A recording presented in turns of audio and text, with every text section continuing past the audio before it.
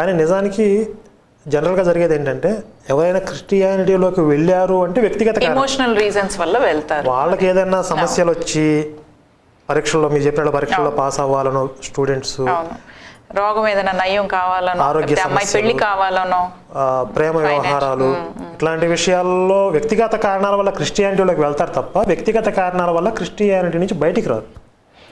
So దాని లోపలికి వెళ్ళడానికి ఒకే ఒక కారణం 100% of the time is emotional reason.